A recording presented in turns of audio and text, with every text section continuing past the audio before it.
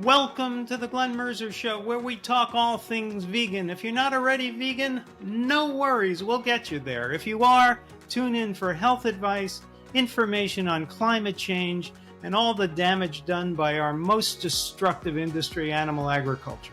We'll also talk cooking, theater, film, and culture. My 2 reasons for starting this podcast: to entertain, to inform, and to make people vegan. Oh, that's 3. Shit.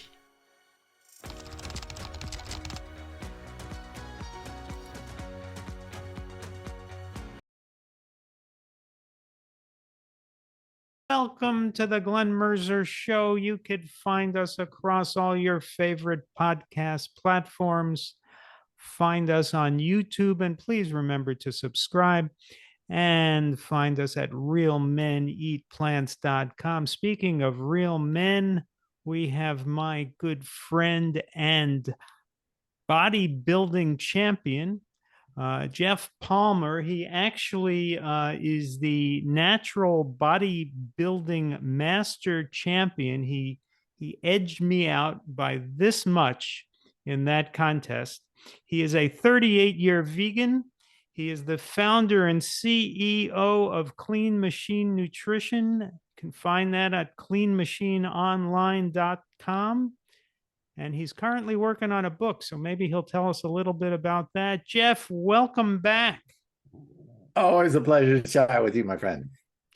Geoff, you are at this point like an old friend of the show. I think you've been on more than anyone else. And one of the reasons for that is you know so much about nutrition. So today we are going to be talking about fat. So give us an overview of the omega-3 fatty acids and what we need to know about them.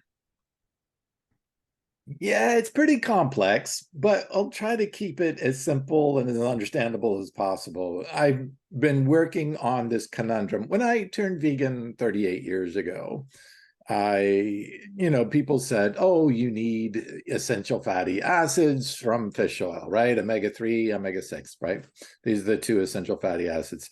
And, it never rung true to me that I was. And after a while, I said, the science has got to be wrong. But I grew up in science. My father was an English professor. My mom was a psychologist. I grew up around academics.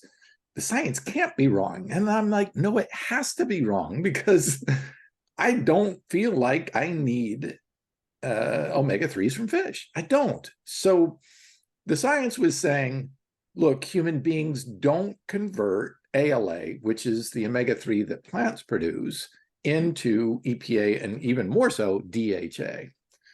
Now, they came to this conclusion because when they did blood draws and you consumed ALA, only about 1% was being converted to DHA. So the assumption from that blood testing was that human beings don't convert ALA to DHA sufficient to feed the human brain. And I'm like, that has to be wrong. That has to be wrong. But test after test after study all confirmed was way low. So what's going on? And they said, well, only when you consume pre-formed, that means formed outside of the body, right? Which is what animals do.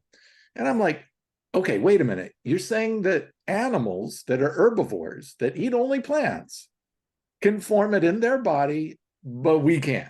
And that we got to eat these animals in order to get their omega-3s that they formed in their bodies, because we can't. It's a little bit counterintuitive, isn't it? A little. So I said, okay, this has got to be wrong, but there was not the research, because the vast majority, almost 100% of the research was, 1, done on sick people, eating a standard American diet. 2, it was not inclusive of anybody who was vegan. We were too small a population. Back when I became vegan, there was 0.06 of a population percent was vegan. So, you know, I knew the other two people. But seriously, it was too low a population, and they considered veganism as an aberration diet. You know, you wouldn't include them in the study, and there weren't enough of us to include in the study to begin with. So we just weren't inclusive. They weren't looking side by side comparison, omnivore diet versus vegan. Along came this study where they finally included that, and they saw that vegans actually had higher levels of DHA than those consuming fish. And everybody went, well, that's got to be wrong. There's got to be something faulty with the data, or why they're calculating, or whatever like this.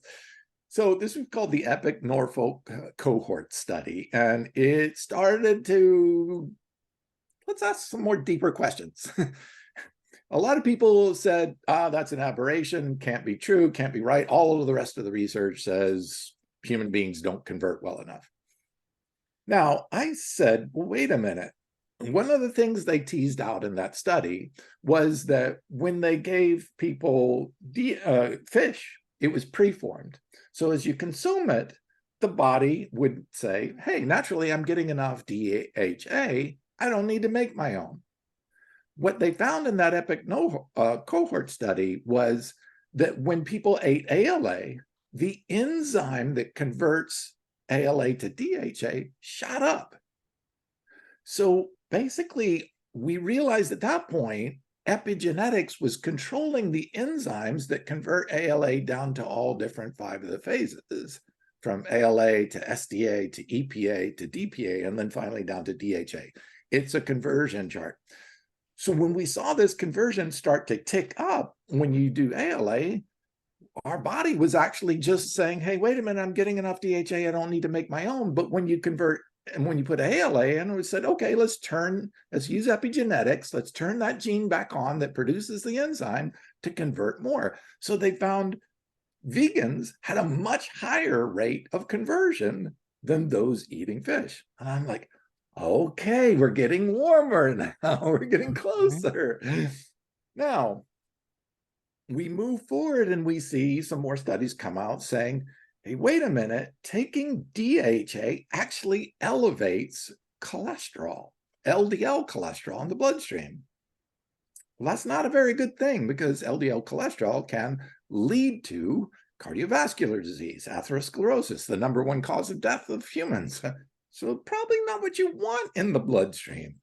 And I thought, aha, here's another clue. It was like breadcrumbs. 20 years I've been researching this, picking up the breadcrumbs like, oh, look at this study. Look at what this is saying. This is giving us a clue. So this one was teasing out that, one, if you put EPA in, the reduction of cardiovascular disease went down, which was like awesome. So EPA and ALA both brought cardiovascular disease risk down. But when you introduced DHA, when you put DHA into the bloodstream, nothing, no reduction in cardiovascular disease. And I'm like, ooh, that's not good. Well, maybe this is the reason why human beings are not meant to consume preformed DHA. It shouldn't be in our bloodstream. The DHA should be converting in our tissues, not our bloodstream, because our bloodstream is cardiovascular. I am sensing an analogy here to cholesterol. We could consume preformed cholesterol from eating dead animals, or we could consume the natural human diet of plants, and our liver will make our own cholesterol.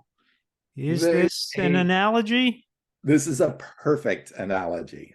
I'm known for those. That we are consuming these preformed sources, and we find this over and over. Sorry, let me turn off my phone ringer. We find this over and over and over again. Vitamin A, all right? Preformed vitamin A in animals is actually toxic to human beings and too large. It can damage our liver. But if we eat beta carotene, the precursor to vitamin A, it goes into our gut. Now, originally, just like with DHA, originally the study said, oh, wait a minute, only 10% of beta carotene is converted in our gut to vitamin A, so it's not sufficient. But what we didn't realize is the body was taking beta carotene and storing it in our skin. 10 times as much conversion to vitamin A was happening in the skin, but they didn't look for it there. The same thing with DHA. The DHA is not happening in the bloodstream because it'll interfere with cardiovascular health. We don't want DHA in the bloodstream. Our body does not. As a matter of fact, if you take a vegan and give them ALA, we look at their red blood cells. The red blood cells will kick out DHA and get rid of it and replace it with ALA and EPA because those two are clinically known to reduce cardiovascular health challenges. Is there a law of nutrition in this? And the law would be if we make it, don't eat it. Bingo! The precursors that plants make is how our body can do it. Our body takes in these precursors, beta carotene, precursor, converts it to vitamin A only when and where we need it so we don't get our body toxic from toxic vitamin A from animals. Cholesterol, our body makes its own. If you take in fat, our body can turn fat into cholesterol and make its own only when and where it needs it. DHA, don't take DHA and dump it into the bloodstream because that can interfere with our cardiovascular health. Let our body take it and store it safely in fat tissues and do the conversion in there. So they finally got the research just recently, about 2 years ago, that they looked at that. Unfortunately, it was animal studies, but we have the data now because the animals use the same process as human beings do, that up to 50 times the amount of conversion that was happening in the bloodstream happens in the tissues. That's the safe place to do it, where your body needs. Not only that, the body was taking and storing omega-3s, and up to 50 grams of omega-3 was stored in our body fat, in our liver, and in our brain. 50 grams. Now, just to give you a reference of what 50 grams is, our body requires 2 to 3.5 milligrams per day. 50 grams is 50,000 milligrams. So you've got over 20 years worth of stored DHA in your body at a time. The only reason we consume it is so that we can keep it and store it, top off the stores of what we're using. The body preserves this DHA and holds on to it for times of feast and famine.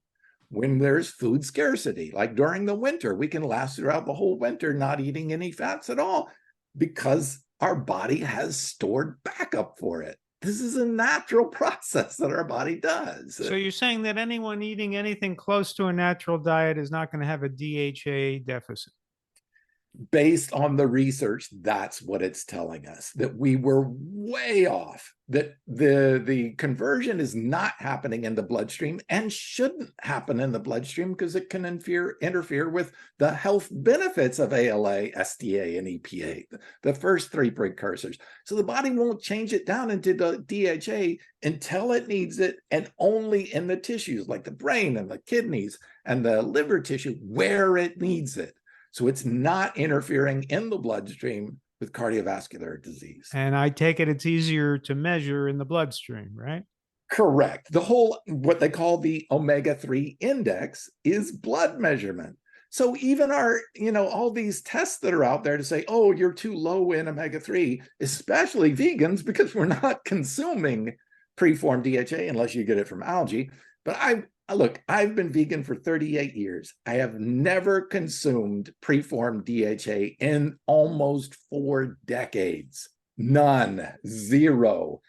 Human beings, just like every other herbivore on this planet, do not need preformed DHA, period.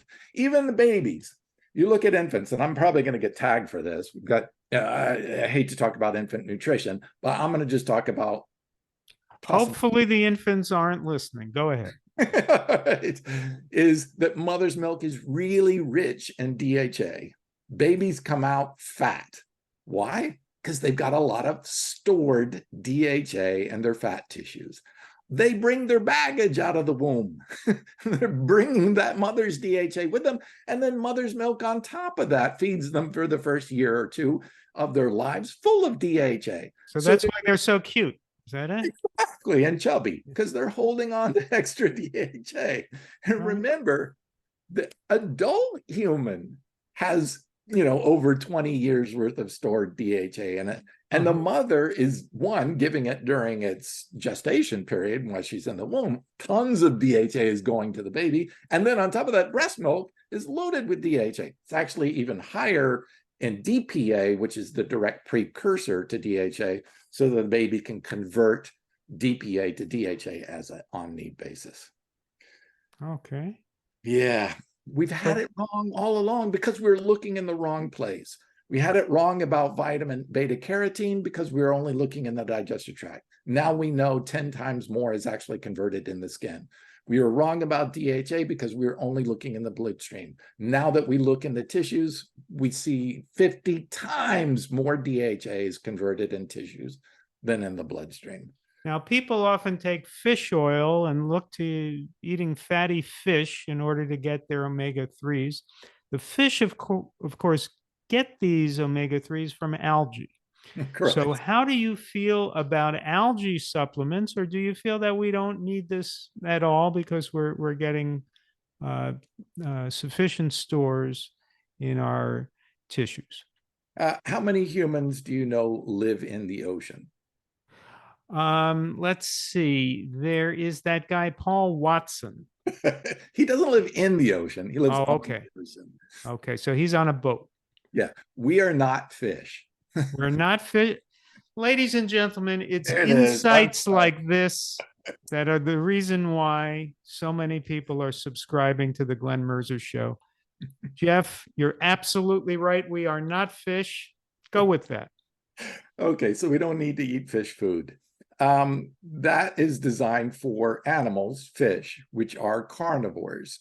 They do not utilize ALA at all. No carnivore uses ALA, which is found in plants.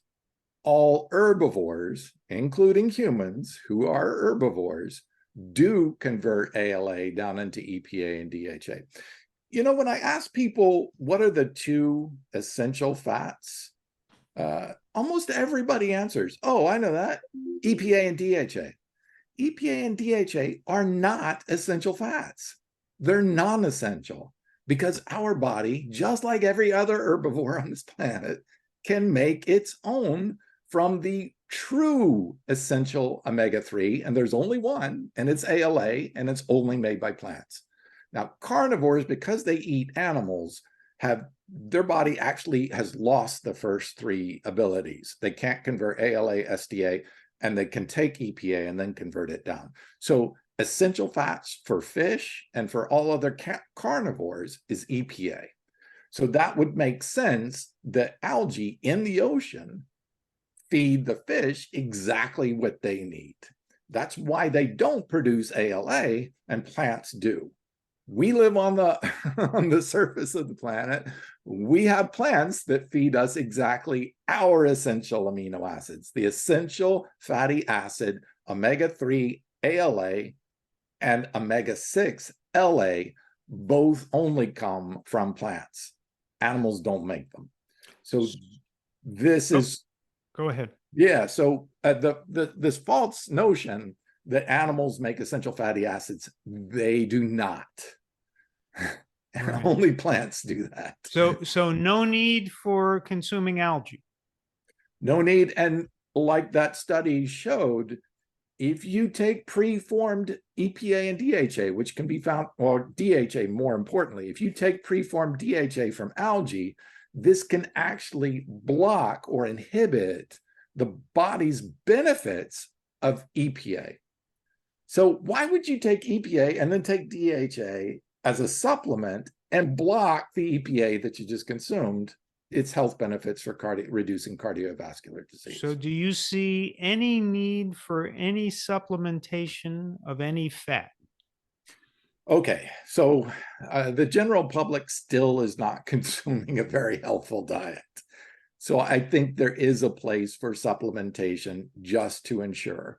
Now, if you're eating a well-planned, healthy, whole food, plant-based diet on a regular basis, consuming good amounts of polyunsaturated fats, ALA, in their whole food state, then you may We're not. talking walnuts, flax seeds, hemp seeds. Correct. Now, there is a difference. There is a few percentage of the population who has a genetic difference. That is, it runs through the population, where the very first enzyme that we produce is called delta 6 desaturase, or D6D. This converts ALA down to SDA. So they don't produce that very efficiently. It's not that they don't produce it at all, they just don't produce it very efficiently. So it reduces their body's ability to convert ALA down into the other forms that we use. So there is an issue with that.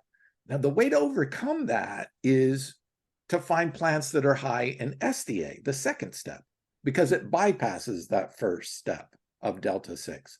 Then those people, everyone can benefit from a plant that is higher in ALA and SDA. So there are only a few plants. Hemp has a little bit of SDA, but I found the richest source of SDA on the planet, and it is ahi flower. Ahi flower is the richest non-GMO source of SDA of any plant on the planet. SDA converts to EPA at about a 4 to 5 times ratio of flax or chia. So you're getting a lot more of what your body needs in the right place at the right time.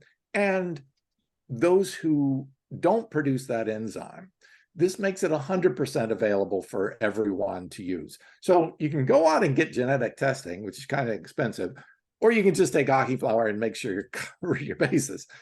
That's what I do. That's why I offered it. It won the Nexty Award, the top supplement award. You can see it right behind me, for the best supplement of the year. Now you are on an optimal or near optimal diet. Maybe none of us are perfectly optimal. And yet you're taking this supplement, but I thought you said before that there's a particular need for it if you're not on an optimal diet. Correct. And I do so because I put a lot of stress on my body. If I were less active and we're less stressed, if we were in a less stressed environment, this world's got a lot of stress in it, I might think otherwise. But I am pushing myself to live an optimal lifestyle, so I need an optimized dietary pattern and nutrition. I used to put a lot of stress on my body, but I got a hernia. So you got a hemnia, right? Hemnia? Yeah. You're not female, right? No. Okay. But it was interesting, and I have told this story before, so I apologize if anyone's heard it before, but when I had my hernia surgery, I was cut open in the groin, sewed shut, and I never had any pain. I never had to take an aspirin. And that is because pain is related to inflammation. And when you're eating the natural human diet, you don't have much inflammation. So tell us the relationship between fats and inflammation. So one of the coolest, more popular and less known fatty acids out there is a group of fatty acids called C15 and C17. They're known as odd chain fatty acids. Now, these are really cool, and they're found in dairy. That's at least where we first found them. So odd chain fatty acids are really anti-inflammatory, maybe even more anti-inflammatory than polyunsaturated fatty acids, omega-3s and omega-6s that are all getting the claim to fame. These guys are even better by probably multiple times at reducing inflammation. So I did some research and I'm like, well, dairy can't be the only source. I'm sure we get some in mother's milk, and sure enough, we do. But we don't drink milk for the rest of our lives if we're vegan. So where could we get our odd chain fatty acids from? C15 and C17. Well, as it turns out, vegans actually have higher rates of these wonderful odd chain fatty acids because it comes from fiber. So fiber is digested in our digestive tract and broken down into short chain fatty acids. They're small chains. And these short chain fatty acids, one in particular called propionate, then gets into our bloodstream, goes to our liver, and our liver converts it into short chain, these odd chain fatty acids, and helps us with so many things. They're now showing longevity, happiness, even, right? all kinds of health benefits Yeah. from this. And it's really exciting.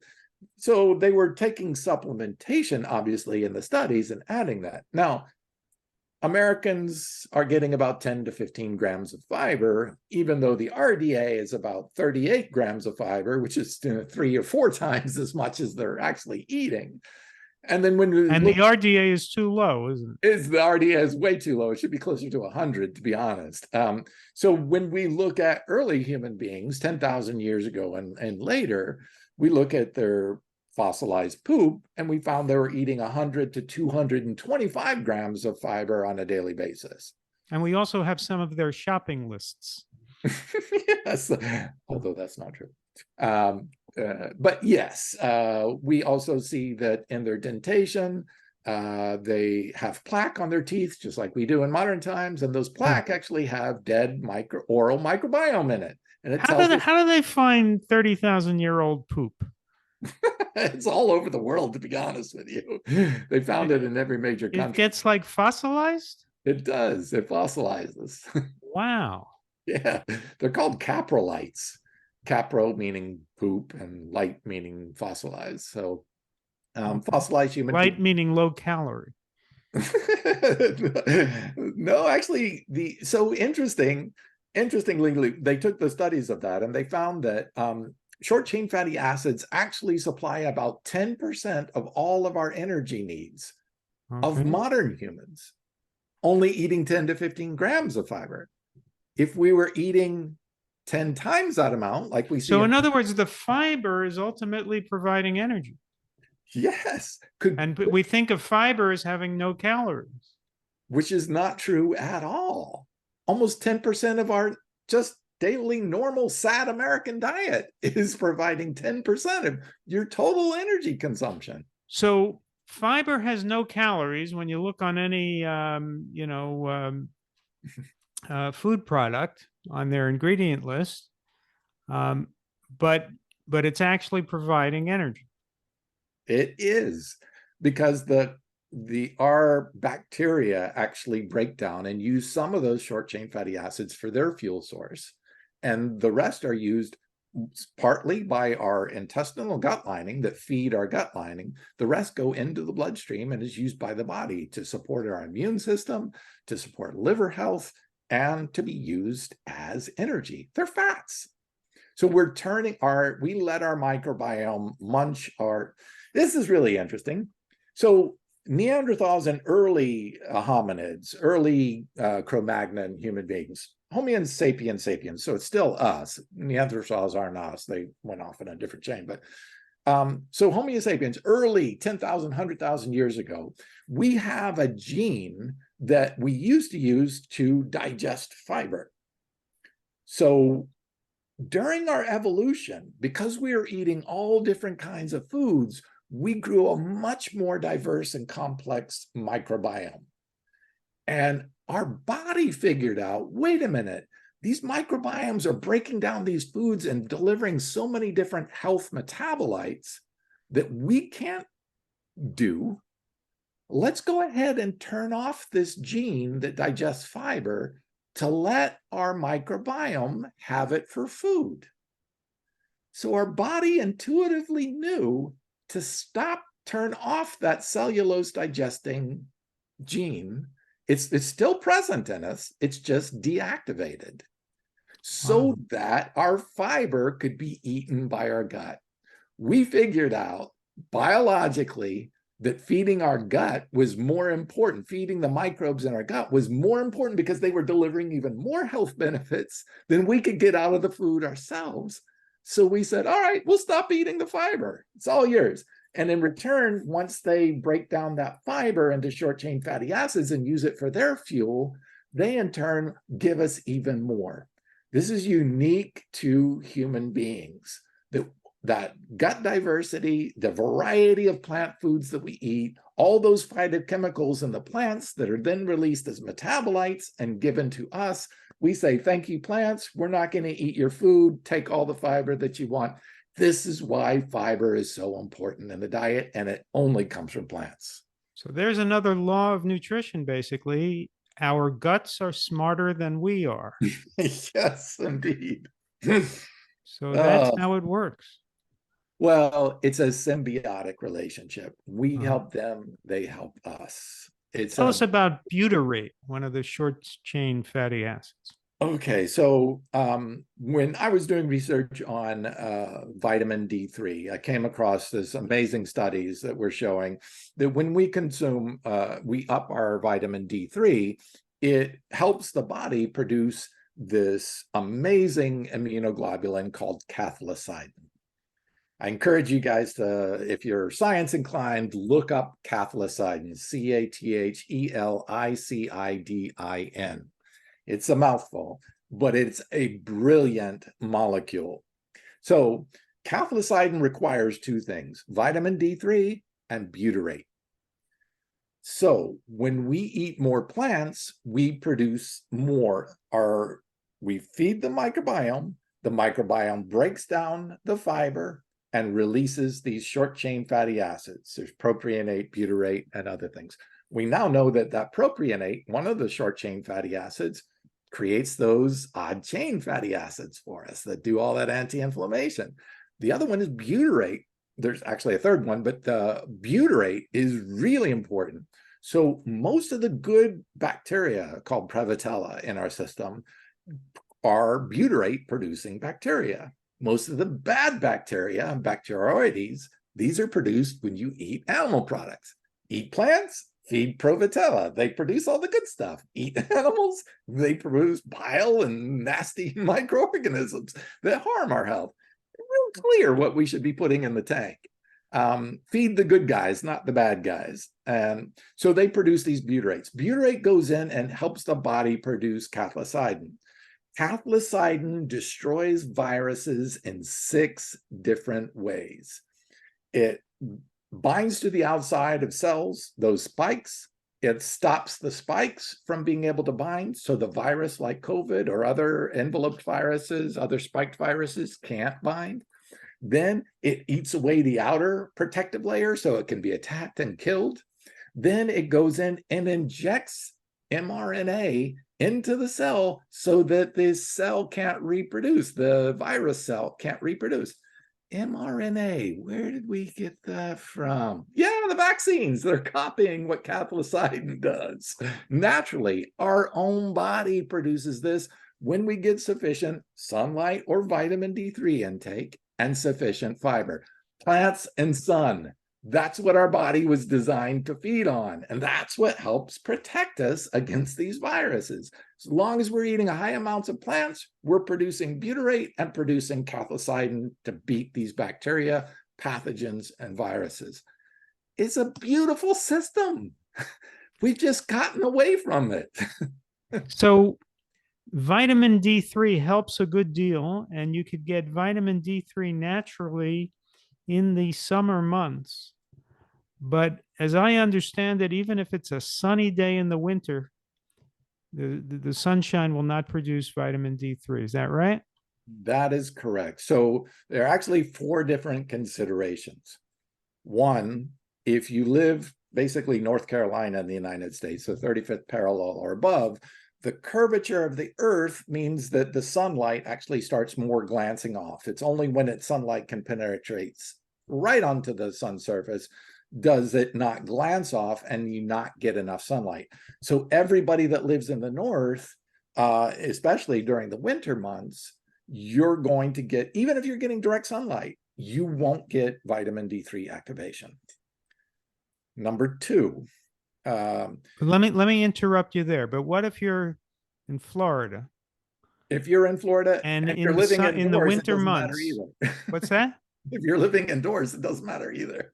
Right. But in the winter months in Miami, you Yes. get this sunny day, Yes. get direct sunlight in January in Miami. Do you get any vitamin D?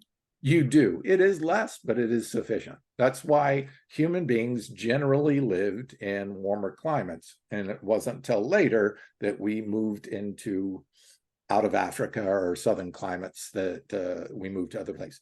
Which brings me to point number two, Okay. melanin. Melanin is produced in our skin to block or bounce or reflect sunlight. If we are living in Africa where we're getting tons of sunlight on a daily basis, our body started producing melanin to reflect sunlight so it does not activate vitamin D3 because it would produce too much vitamin D3. That's why when we moved out of Africa, when we started evolving out of Africa, our skin lightened. So less melanin would allow more of the sunlight. Since there was less of it in the northern climate, more of it would get into the sun. So our skin color is, the reason for our skin color is for vitamin D3. Wow. To regulate our vitamin D3. Black people need about 5 times as much vitamin D3 as a white person does. And Hispanic people, or with darker melanin, need about 3 times as much. So white people need less, Hispanic people need more, and Black people need even more. When you looked at COVID, you found Black people had the highest rates. Hispanics had the second highest rates, and then white people less as a percentage of the population. So we see that because of the vitamin D3 effect on them not being able to produce cathelicidin, which would protect them against the death and early death and disease. The third thing is body fat. Vitamin D3 is fat soluble. So if you have a lot of body fat, vitamin D3 gets soaked up in that body fat. We now know the more body fat you carry, the more vitamin D3 you actually have to take to get you up into normal, healthy status. So once again, we saw the first people dying from COVID were generally have higher rates of body fat.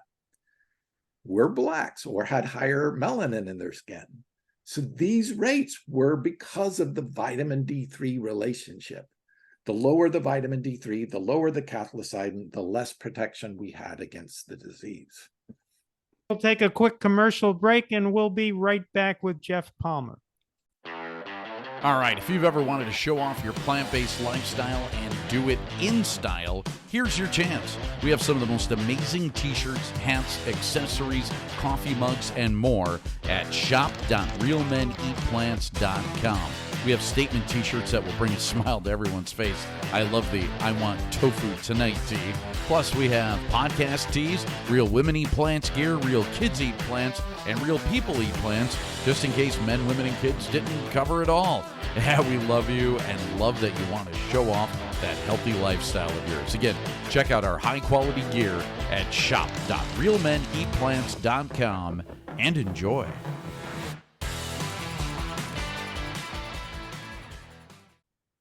All right, we're talking with Geoff Palmer, founder and CEO of Clean Machine. You can find the website at cleanmachineonline.com.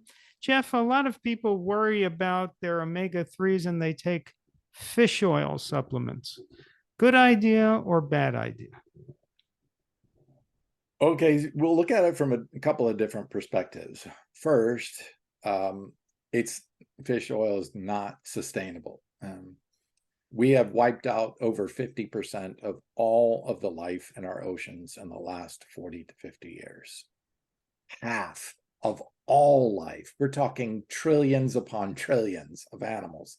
and we, the human beings, have wiped them out. Now, we've had help by us polluting with oil spills, with plastic dumping, with sewage, and with Fukushima and other places that we've been polluting the ocean, using it as a giant toilet, basically. Which it begs me to consider, why would you be eating out of the toilet? If we're dumping all our sewage there, we're throwing our garbage like a big garbage dump in there. We've got oil spills and we've got radiation pouring in there from there. Why would you want to eat something out of that? It's like eating out of the sewage, garbage container, and nuclear waste dump. Yeah. Why on earth would you want to eat something from that? You don't make it sound very inviting. Oh, and here's the great study done at the University of Florida, Gainesville, go Gators, looked at bonefish all around Florida. So they took samples of bonefish all around Florida and found that on average, every single bonefish that they caught, no matter where they caught it, all the way around Florida, had up to 14 different pharmaceutical drugs in them. Wow. Pharmaceutical prescription drugs. One of the highest was antidepressants. So, are there a lot of depressed bonefish? Is this a problem? Hey, look, if somebody was dumping sewage and plastics in your house all day, it'd be pretty depressing. So I see. Right. Yes. But no, so you're not only getting radiation, microplastics. A study out of the UK showed that the average person just eating fish once a week, and even as little as once a month, had up to 1,000 pieces of microplastics in their tissues in their own body. Let me ask you this. If someone eats fish, and neither of us make this mistake, but if somebody eats fish and they get the residue of an antidepressant, is it bioavailable in them? Does it have antidepressant effect? Well, I don't think anybody's actually looked at that far. Somebody needs to do that study. But they also are fish are loaded with estrogens too, because of menstruation from women. Of course, this is getting flushed down into the sewage, and the sewage going out to there, and the rates of estrogen in fish have skyrocketed. So eating fish could increase your estrogen supplies, men. Is that what we're saying? Yes, and drugs like antidepressants, Lipitor. Okay, so all right, but people say, but Geoff, what about the health studies on fish? And of course, there are lots actually of health studies. I would not refute the health studies. I would. Here's what I would say, because there are studies that have proved definitively that eating fish is protective to the heart in comparison to eating red meat. So the headline will be fish protects your heart, lower incidence of heart disease. But what they are comparing is people eating red meat 5 times a week to people eating fish 3 times a week or whatever. They've never done one study that shows any protective benefit to fish compared to what you and I eat, which is no animal products. So the only thing we know about fish from a standpoint of cardiac health is it's less bad for you than red meat. That would be correct. And right as I was leading to, but very well said. Yes, the big question you have to ask is, yes, they improved the health, but compared to what? Right. And we're looking at the standard American diet eating high, look, 77% of Americans now are overweight, and a record 42% on the 2023 data from the WHO, 42% are obese, clinically obese. The obesity cardiovascular disease has tripled in the last 2 years. We have a problem. Say that again. Obesity-related cardiovascular disease has tripled in 2 years. Obesity-related cardiac disease has tripled in 2 years? Why? I know obesity is climbing, but why would it have tripled in 2 years? Maybe because we have better recording data, maybe because there was a lot of mush not left behind. Maybe know. because we're reaching a peak period where we're tipping the scale. Remember, you can eat a bad diet for 40 years and not die. This is true. It's not that you're not dying, you are. You're creating disease states for the whole 40 years. That cardiovascular plaques are building up, the lesions are building up. They haven't killed you yet, but they're getting worse and worse. It's only when you hit a tipping point does the death actually happen. And that's what we usually record. Only the deaths, not is obesity causing diabetes? Yes. Is it increasing, hypertension? Yes. But is it enough to kill somebody? Not quite bad enough yet. Not quite long enough yet. So when you look at a generation and see that, it depends on their age groups. And when you average out the age groups, well, now we've moved an entire population to an age group where they're all starting to drop. And now they're saying, oh, it's tripling. It's not really tripling. What's happening is the rents come due for a lot of people. Right. And in terms of public policy, this is healthcare policies. This is what we really need to look at, is the obesity rate and the overweight rate. Because do you remember all those knockdown, drag out fights about 10 years ago, 10, 12 years ago over Obamacare, which was called health care? What it really was, of course, was a health insurance reform. And as such, in my humble opinion, it did some good. It reduced for most people, it reduced their healthcare costs. And that's why, if it had any effect at all, and that's why it's a fairly popular law. But 12 years ago, when that law was instituted, obesity rates were 35%. Now they're 42%. So when it was promoted as being about health care, well, then if it was, then it failed, because our health is worse now than it was then. And so that is the way we need to judge health policies, public health policies. I was trying to scream this from the rooftops 12 years ago when everybody was arguing over Obamacare. I would say, but is it going to improve human health? Well, the advocates would say it's going to give millions of more people access to doctors. Presumably it did. Presumably 15 or 20 million more people have more access to doctors. The doctors are obese. That's not helping. The doctors don't know how to tell you how to lose weight. They don't study nutrition. So this is just a clear-cut sign that the path to health is not through the medical system. The path through health is through eating human food. And, if anything could prove that the medical system is all but irrelevant to health, it was Obamacare. It proved it. We're fatter and sicker than ever. Which doesn't mean that there isn't an isolated case of somebody whose life was saved because of Obamacare. They had access to a doctor and the doctor saved their life. There are also probably cases of people who had access to medical care, went to the doctor, and the doctor killed them.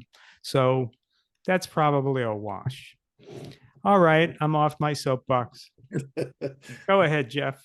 No, you're absolutely right. And that's why I love doing talks with you, is really to educate the consumer. This has to be a grassroots. We have to talk to each other about what we find about health. Because I hate to say it and I hate to generalize, because there's some really good plant-based doctors out there really touting the horns of better nutrition. And I'm so grateful that we have those doctors now starting to really come to their senses and more touting the horns. But so many doctors are just doing what they're told, doing what they're taught. They've got a protocol of drugs, of identifying the issue and assigning the drugs. That's their job. That's what they get paid for. They color with inside the lines. I don't actually blame them. when you say somebody is ignorant, that's not necessarily a bad thing. When somebody is ignorant, it means they just don't know. Now, they can just don't know because they don't know, or they could know and refuse not to know. And that's different. And I think there is a difference between doctors who have read the research and know better and still prescribe the drugs that they know are hurting people. That's where I take issue. So basically, you prefer the ignorant doctors to the willfully ignorant doctors. Is that what you're saying? No, I'm saying it's not the proper place to point fingers, or where we need to address. We need to educate the doctors for sure, but we need to address the motivations, the profit motivations in there. Pharmaceutical companies are one of the wealthiest corporations, conglomerate corporations in the world for one reason. It's because we're giving them the wrong advice. We're not telling people how to prevent disease. We're telling people how to treat disease. It's a challenge. Look, if you break a bone, go to a doctor, get a cast. There's a proper place for that. If you if you have appendicitis, go to a surgeon, get that appendix taken out before it kills you. If you have a massive infection, I hate antibiotics because they wipe out our good bacteria, but take the antibiotic if it saves your life. There's an appropriate place for allopathic medicine. I think we've grown to an abusive place where we're using allopathic medicine in the wrong way, in the wrong circumstances, where prevention would have been a much better approach. Right. We're going to the doctor to treat metabolic disorders that we are eating our way into. 100%. And all we have to do is eat our way out of them. And it's so clear, so obvious. And here's where, I have a bit of an edge to my opinion, because I just think it's criminal that doctors don't study this stuff and learn how to teach people to eat their way out of disease. It's just, I didn't go to med school, and it's obvious to me, and there's so many people like me who didn't go to medical school, and it's obvious to them. So it ought to be obvious to doctors. There just aren't any people in America with 42% obesity. Find me one obese person who became obese on brown rice and broccoli. It doesn't happen. It doesn't happen. So why is it hard for doctors to learn this? That's what I get annoyed by.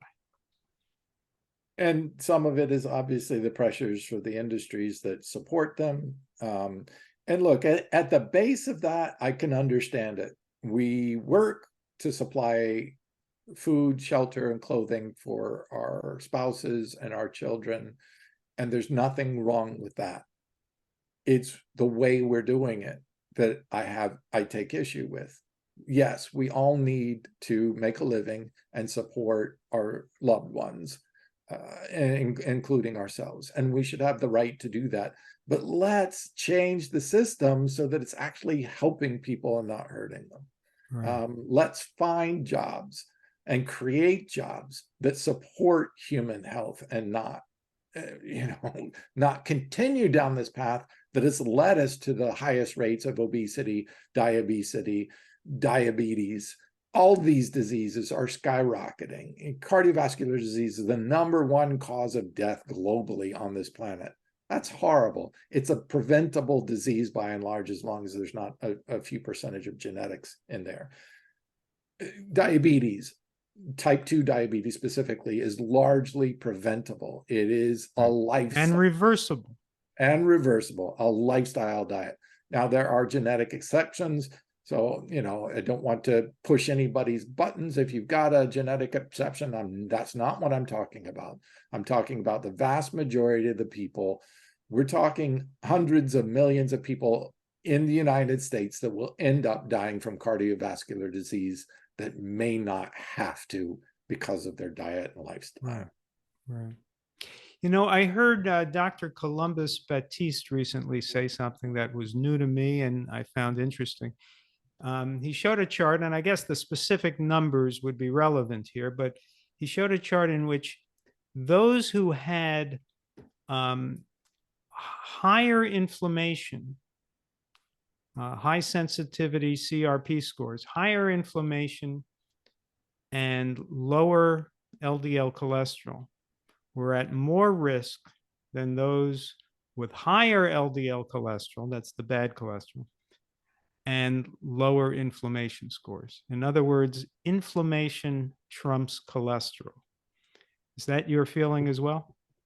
Yes, with an asterisk. That when you have high LDL, especially oxidized LDL, which majorly comes from eating cooked animal foods.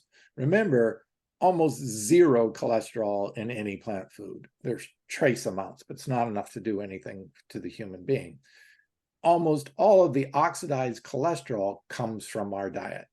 When you heat an animal product, whether it be eggs or sterilizing milk or cooking fish or having a burger, you're heating that cholesterol and it oxidizes. It means oxygen attaches to it and it makes it fluffier and stickier and harder for our bodies to get rid of.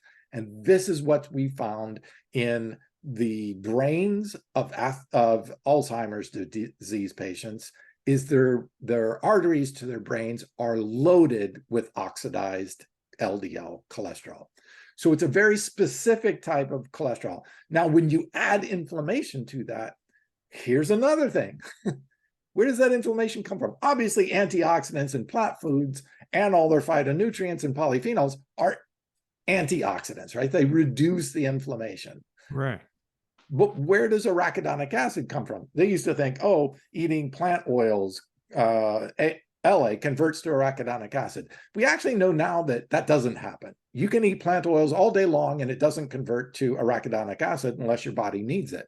So our body has that stopgap. Remember I was talking about omega-3s? Same stopgap. It can turn on and off those enzymes that convert omega-6 LA down to arachidonic acid. Our body won't necessarily create arachidonic acid unless it has a purpose, like injury or working out. You produce them, release them, and that's for the healing process to take place.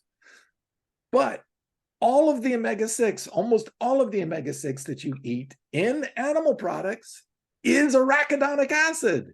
So you're getting arachidonic acid, dietary arachidonic acid, and you're getting this oxidized cholesterol. You're getting the strongest pro-inflammatory our body can create, but you're getting it from a dead animal. And then you're adding oxidized cooked meat, LDL cholesterol. This is exactly what causes cardiovascular disease, what causes atherosclerosis, what causes the shrinking of our things, which leads to hypertension, high blood pressure, the #1 disease state in the world.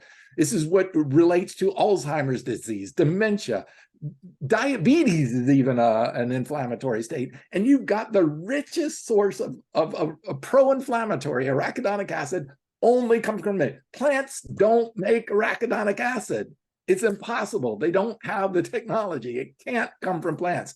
The only place dietary arachidonic acid, the most pro-inflammatory substance in our system, comes from animal products. Now you have the 1-2 punch.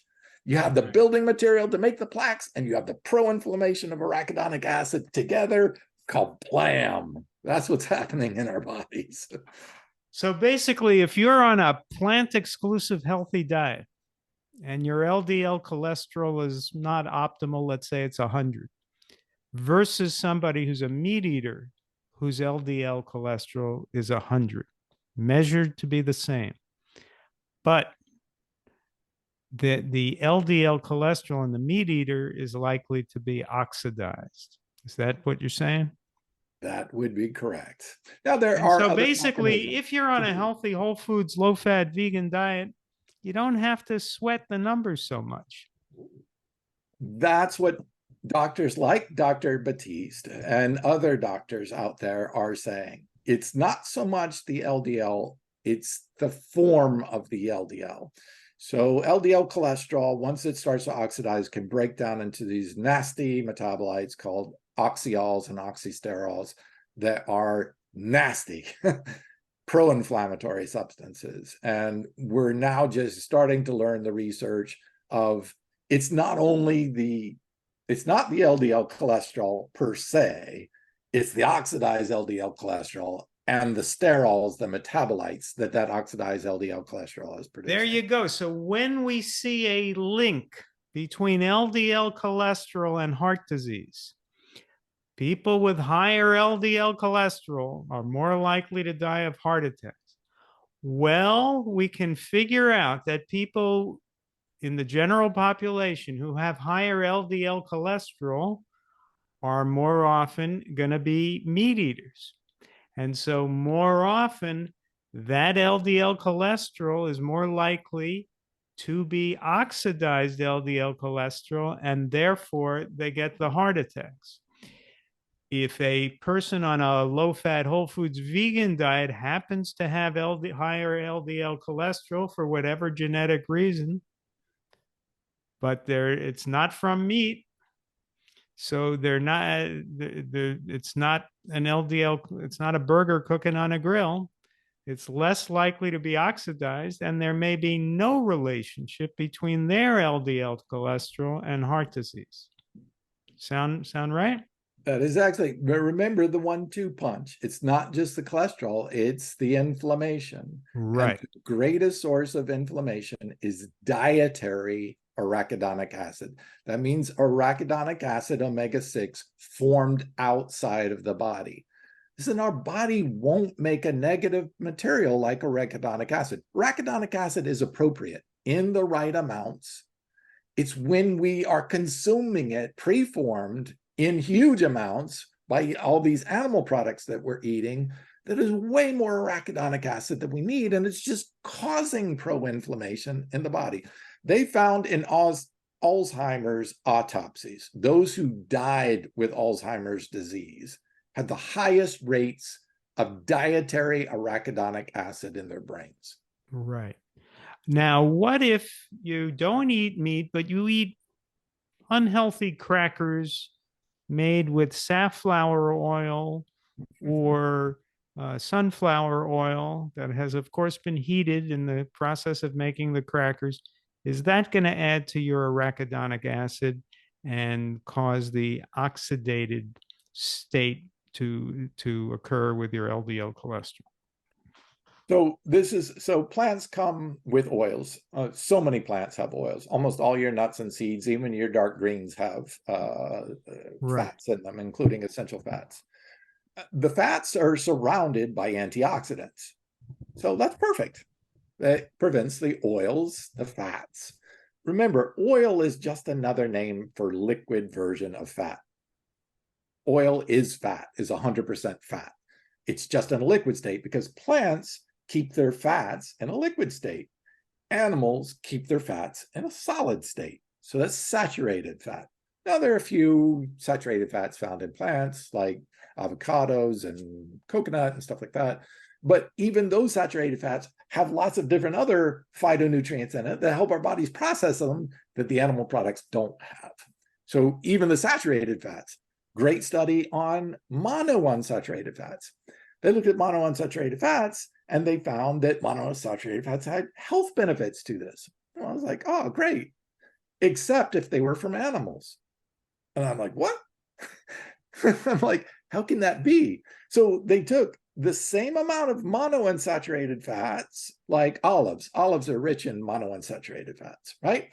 And they found all kinds of health benefits from them, reducing cardiovascular disease, reducing plaquing, protective of the blood vessels, all kinds of beautiful things happening to it. But then they took animal MUFAs, monounsaturated fats, and they had all kinds of negative effects to them. So it's like when I hear people say, oh, monounsaturated fats are bad for you. No, animal monounsaturated fats are bad for you. Plant monounsaturated, it's because what they're attached to. It's a package deal. When you get those monounsaturated fats, you're also getting cholesterol from an animal. You're getting phytonutrients and antioxidants with that package, with that fat from a plant. Real big difference. It's not the fat, is what they come with. Right. But now back to my question, sunflower oil and safflower oil are free oils Right. They're They're not in not the package. So then, correct. does it hurt you? Does it cause heart disease? Does Yes. it And to date, contribute to arachidonic acid?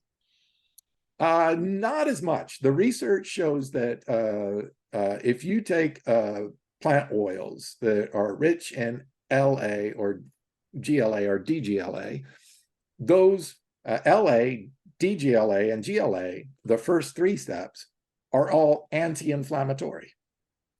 As a matter of fact, even the lower steps of omega-6 are anti-inflammatory, even more anti-inflammatory than omega-3s. So omega-6s can actually be more anti-inflammatory and more what they call resolving, which is they resolve the inflammation. They clean up the mess of inflammation, than polyunsaturated fats. Omega-3s are getting all heralded, but actually omega-6s can do the job even better. And the only one is arachidonic acid, which is pro-inflammatory. Like if you have an injury, somebody beats you up and you got a bruise. Well, there's inflammation there. That's the body's healing process. It's a cell signaler to come over and heal and repair that. So you need pro-inflammation. That's appropriate inflammation. What you don't want is throwing a whole bunch of pro-inflammatories in the system. Plants don't make arachidonic acid. The body will only convert anti-inflammatory LA, DGLA, or GLA down into arachidonic acid when it needs it. It'll hold on to it in those states and only convert it to arachidonic acid when the body needs it, requires it. Now, if you are damaging your body by eating a horrific diet full of fried foods and meat and sausages and all that stuff, you're causing inflammation throughout the body. So yes, if you also eat a lot of plant-based oils, it's going to start converting those arachidonic acid because you got inflammation causing all over the body. That's the misinterpretation that plant oils cause inflammation. They don't. They're responding to the damage that you are doing through your diet. That's appropriate. So it's not true. But you are doing vegan, damage by eating foods with safflower oil and free oils, safflower oil, yes. sunflower oil, even olive oil, right? Olive oil, not so much, and I'll explain the reason why. Most of the plant oils, when you isolate them, have no antioxidants in them. So there's no antioxidant. Oxygen is the most corrosive molecule. Our body has figured out how to use that. We use it to burn fat. We burn fat by oxidating, right? It's fat oxidation. We use oxidation as a tool, but free oxygen is not a good thing because it can thing. That's why we call them oxygen scavengers, right? Antioxidants. It's stopping that oxygen from. Now, if you take a fat, oxygen will cling to it right away if it doesn't have any antioxidants.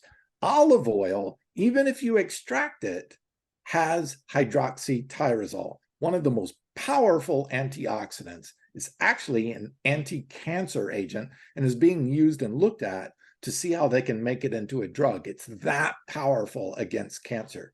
So it's an awesome thing.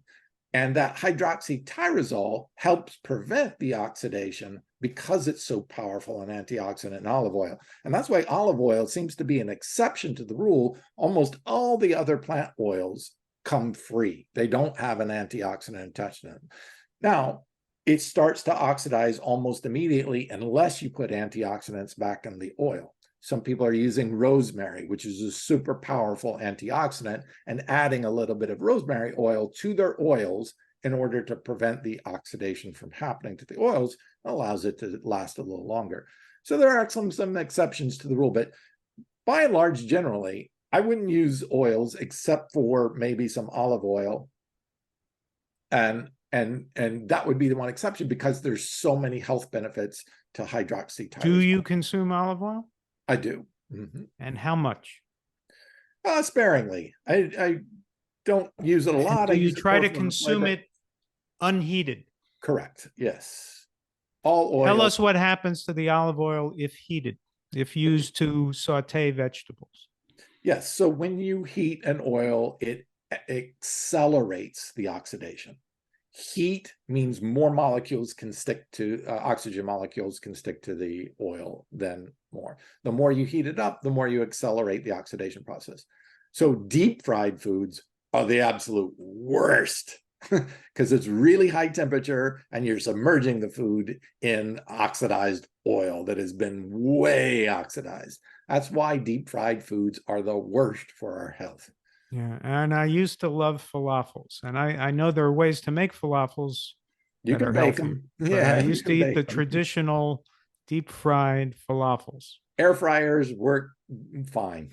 Right. No oil required. So you can still eat your falafel, but have it air fried. There you go. I didn't know that for many years. Um, so what do you have any sins in your diet, Geoff? What are your sins? Or do you have none? I don't like uh, ruling out the possibility of anything. Look, I'm at a birthday party with friends and there's vegan donuts on the table and everybody's having a good time, I might have a bite, I might have one, enjoy it. And it's all depending, because look, we're social animals. I honestly believe that the joy and the happiness and the camaraderie and the connection is releasing all kinds of beautiful chemicals into our system Right. that, that you got to risk the balance and the rewards. If you are stressing out, oh, I can't eat that, I can't eat that, I can't eat that, I can't, you are causing so much intracellular damage by the stress of not eating them. It could be outweigh the actual benefits of not eating them. And there's something to be said for enjoying life. So I try to keep that perspective. I hate that people are succumbing to food fear. Food fear is not a healthy state for any human being. No other animal has food fear. We have natural food fears. Don't eat that because it's poisonous. That's an appropriate food fear. But I think we've taken food fears to the nth degree, especially in the age of social media and doctors trying to sell books and that sort of thing. Don't eat that, eat this. How many times have you seen, don't eat that, eat this? And it's just so confusing to people to the point where they're just afraid to eat in anything. And that's not healthy for human beings. Okay. So maintain perspective, please. That's my advice to people. Speaking of your advice for people, the subject has been fat. What is your advice to people for the appropriate way to get fat in their diets? How much fat? What are your favorite fats to recommend? In their whole food state, obviously, from plants, obviously. Nuts, avocados, coconut. Yes. Do you have preferences here? Olives, the health benefits of walnuts. olives and with the hydroxytyrosol. I encourage people to look up that. It's hydroxy, just like it sounds, and tyrosol, Tyrosil. It's an amazing molecule, and it's only found in significant quantities in olives. So the Greeks, yay, go Greeks. The Greeks had it right all along, eating the olives for health benefits. They're amazing health benefits. Now, olives often come in jars and they're full of salt. What's the best way to get olives? Yeah, if you can get them just in a water base, that's ideal. So you're reducing the sodium, or if they are in sodium, you can take them and soak them in water. It will dilute the salt and then rinse them off, and you can eat them that way too as well. Okay. It won't take away 100% of the salt, but it will reduce it, so it's less impactful for sure. Okay.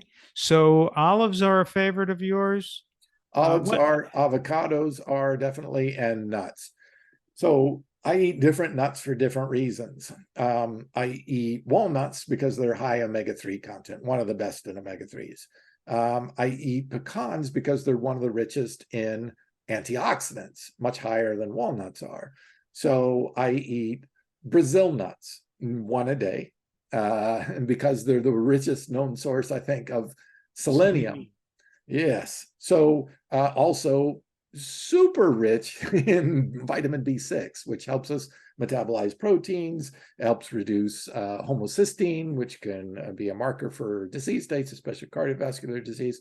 So there are different benefits for different nuts. I try to include a variety of nuts, and just I eat nuts, a small amount of nuts, almost every single day. The research is pretty unanimous across the board that the health outcomes improve almost always for nuts eaten in moderation. Obviously, don't eat too much nuts. It's not a good idea. Don't overdo it.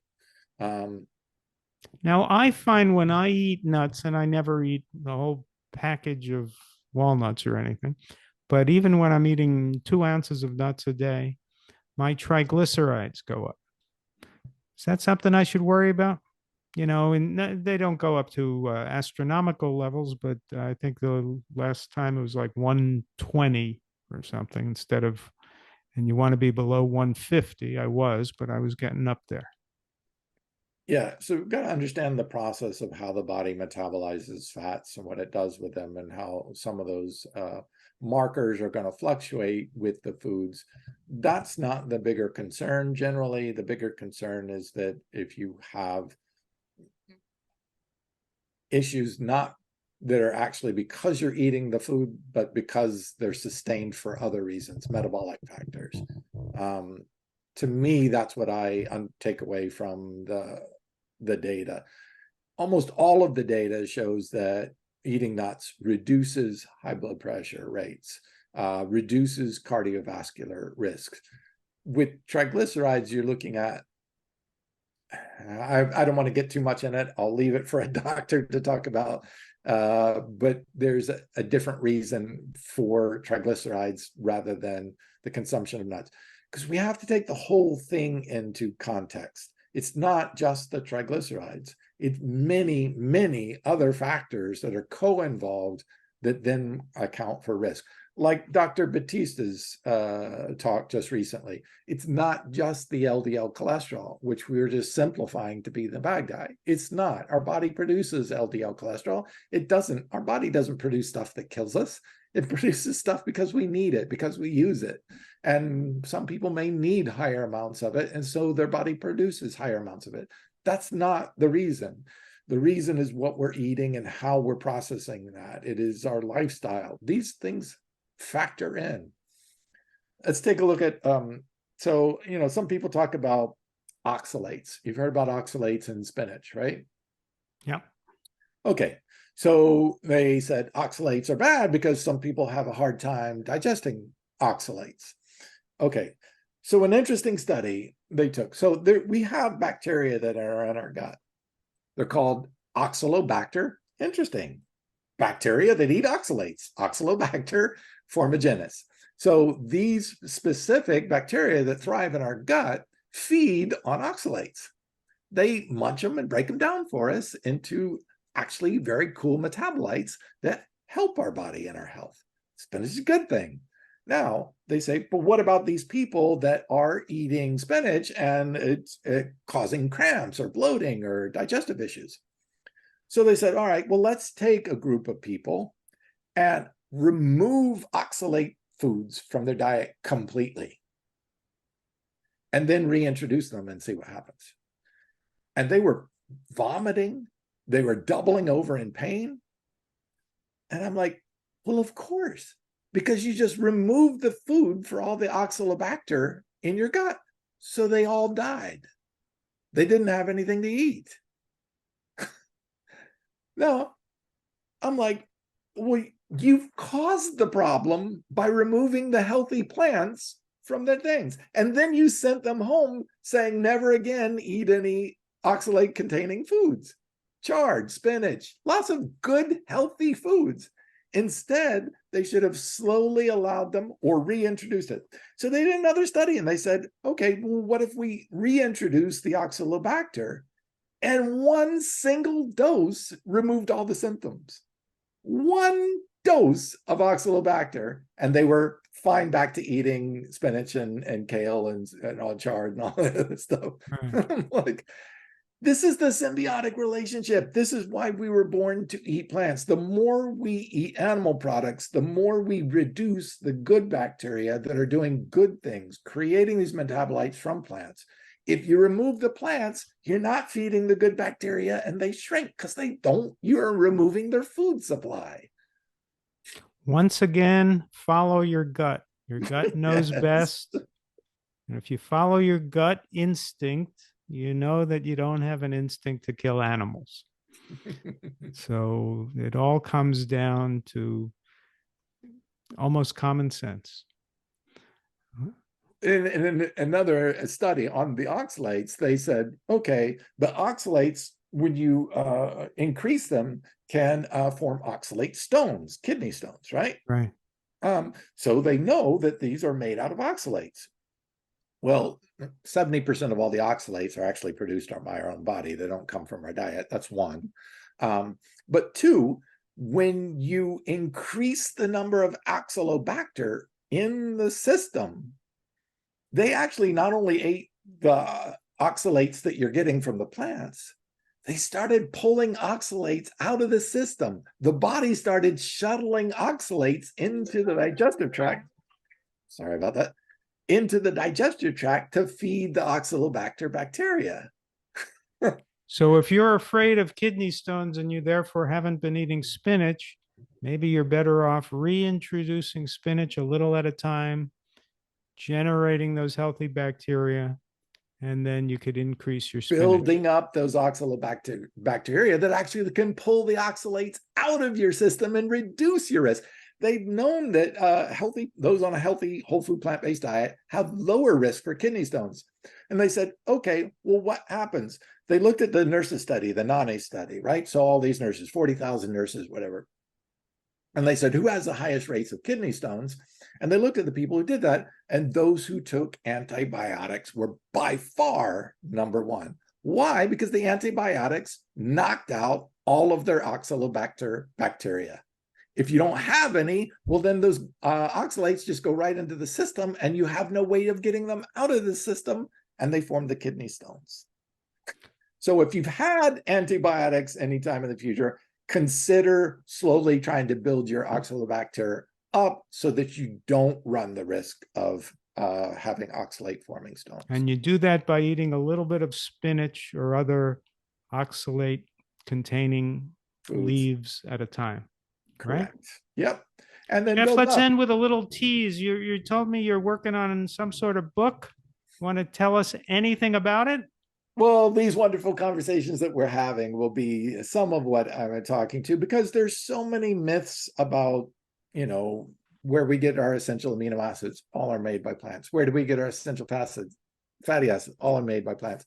And then people are like, oh, what about creatine or carnitine or carnosine or things? Those all made by the human body, just like every other herbivore on the planet. We don't need these. What about heme iron? Yes, heme iron goes into the system so fast, our body tries to fight against it. Heme iron's not appropriate. And because our body fights against it, that heme iron builds up in our gut and can cause colon cancer. Our body, plants, attach phytic acid, which binds it so that iron cannot form oxidative stress on the body. Plants have it right the whole time. And it's like you look down from vitamin A to vitamin C, which isn't produced by the human body, so we need to get it. It comes from plants. Matter of fact, if you're on a carnivore diet, that's one of the things that you miss, because animal meat does not supply enough vitamin C for the human being. You'd have to eat 90 pounds of meat a day to get the vitamin C that you need. I hate doing that. Geoff, thank you for joining us again today. You can find Geoff at cleanmachineonline.com. And Geoff, we'll see you again soon. Always great speaking with you, my friend. This has been the Glenn Mercer Show, where everyone listening turns vegan, regains their health, and annoys their friends and relatives. Find us on YouTube at The Glenn Mercer Show and across all your major podcast platforms. Don't forget to subscribe.